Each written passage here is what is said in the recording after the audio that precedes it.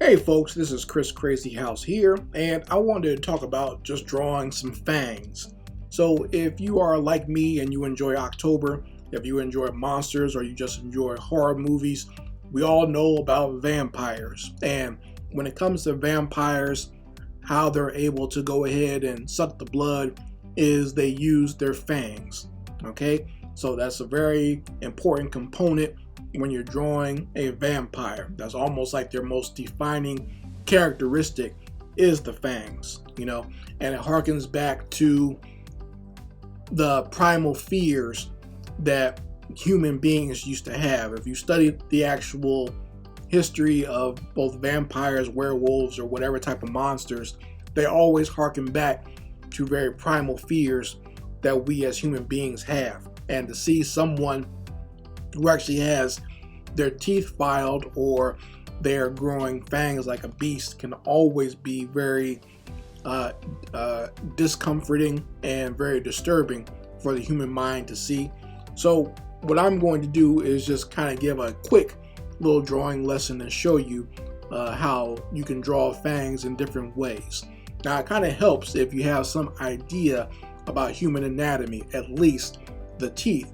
That way it gives you a good idea of which teeth I'm talking about, or which teeth to transform when you're drawing any type of monster, or especially a vampire. And when you're doing fangs, it kind of helps to know what teeth are which and what teeth are used for, so that way you know what to distort when you're going in to draw this stuff. So starting off with the classic vampire fangs is basically just a regular human with a regular human mouth, but you enlarge the canine teeth on top, and the top of your palate.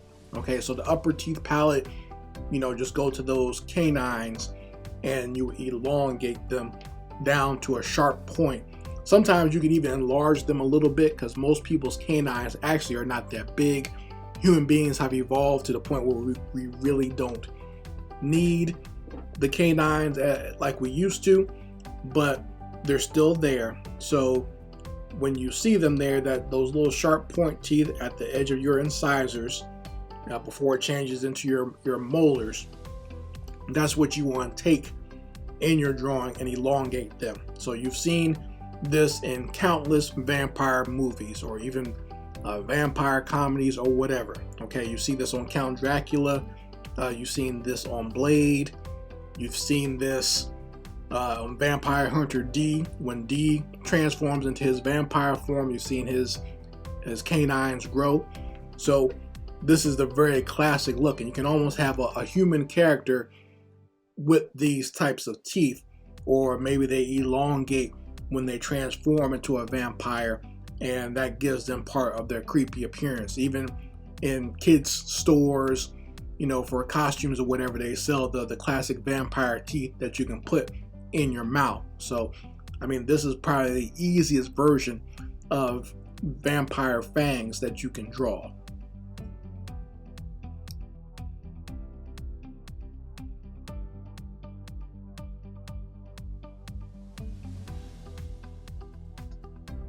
The next form of fangs that you can make are what I like to call Nosferatu Fangs.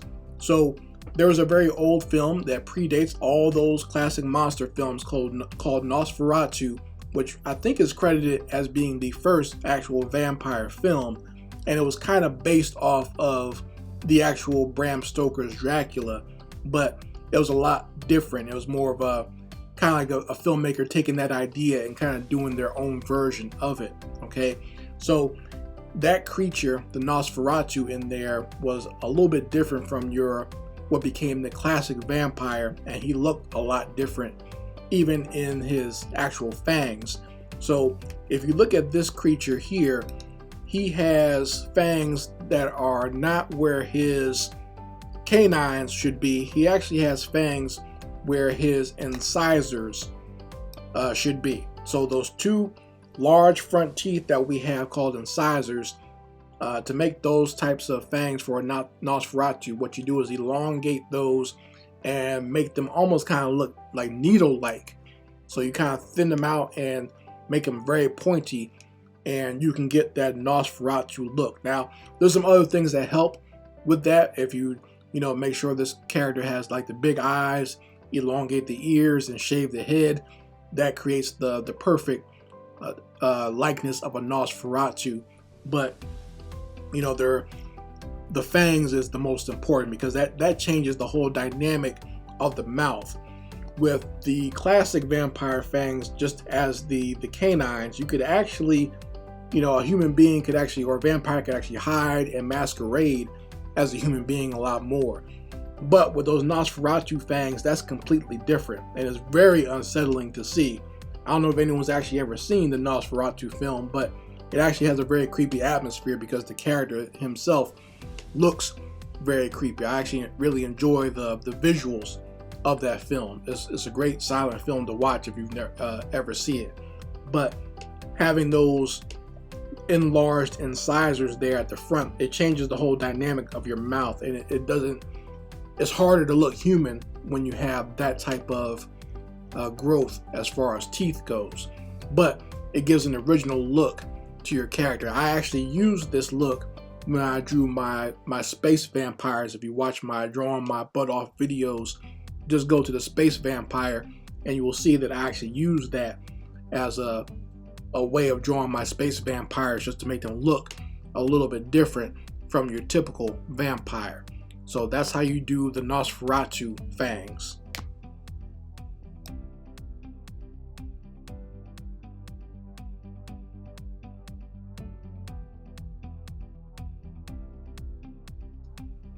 So the third and final version of fangs that I wanted to show you guys is, I guess you can call this one just the go crazy version of fangs. This is where there's kind of like no rhyme, no reason. You can be as original as you want, and you can put the fangs on all the groups of teeth. Now, a lot of people don't like to do this. A lot of artists don't like to do this because there is no uniformity to it and there is no rhyme or reason to it. But every once in a while, it actually works very well based on the story that you're trying to tell.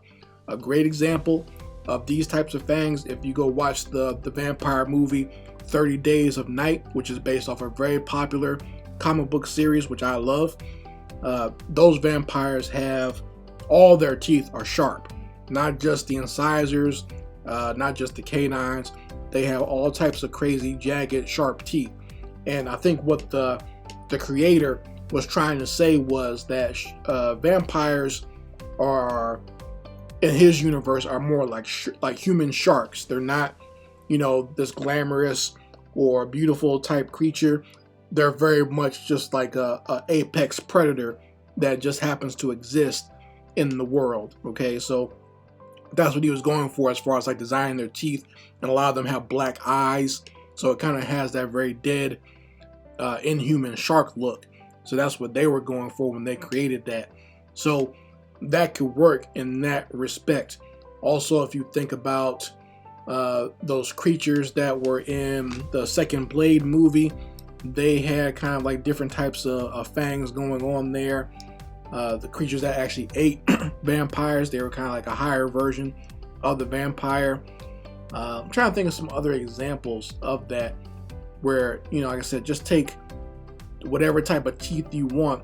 Or even if you don't even want to look at vampires, if you want to look at something even more original like the Predator, where it has kind of like the large mandibles that open up, you could do something like that as well.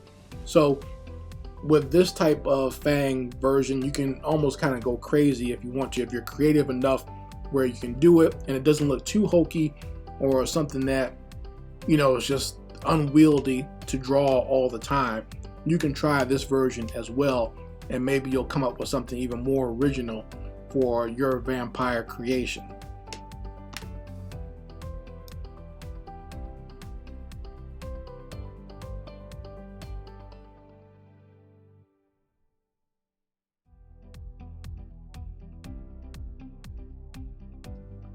So that is it, folks. Those are my 3 versions of fangs that you can do for your own vampire drawings. You got the very classic version of vampires, you have the Nosferatu version, and you also have just what I call the go crazy, go for whatever you want version of fangs that you can draw for your vampire or monster or what have you.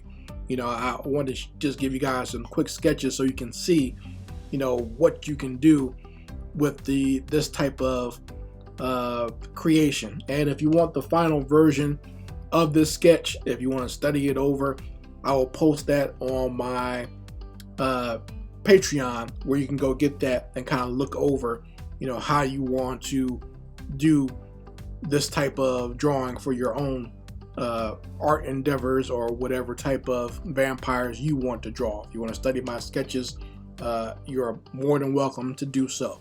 So like I said, I'll post that on my Patreon, and you can get that, and the links will be in the description box as well as the comments section.